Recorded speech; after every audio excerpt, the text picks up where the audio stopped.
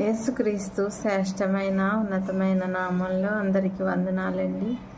దేవాతి దేవుని మహాకృపను బట్టి ఈ దినాన్న మరి మనము సమృద్ధిగా భోజనం చేయగలుగుతున్నామంటే కారణం ఎవరండి?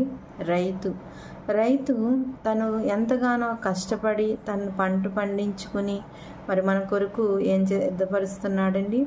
ఆహారాన్ని సిద్ధపరుస్తున్నారు. వాళ్ళు ఎంతగా కష్టపడతారో మరి మనకు తెలుసండి. మరి చిన్నగా మరి మొక్కలు నాటిన కాడి నుంచి అవి మరి పంట చేతికొచ్చేంత వరకు తను ఎంత శ్రమ పడతాడో మనకు తెలుసు. వర్షం వస్తే మరి ఆ పంటను నష్టపోయే పరిస్థితులు కలుగుతాయి. ఒక్కొక్క సందర్భంలో మరి వర్షం పడినప్పుడు ఆ పంట ఎక్కువగా ఫలిస్తూ ఉంటుంది. మరి ఇవన్నీ మనకు తెలుసు. ఒక రైతు మన కోసం ఎంత కష్టపడుతున్నారు, ఎంత శ్రమ పడుతున్నారు. అలాంటి రైతుల కోసం మరి మనం ప్రార్థించేవారుగా ఉన్నామా? ఒకసారి ఆలోచించండి.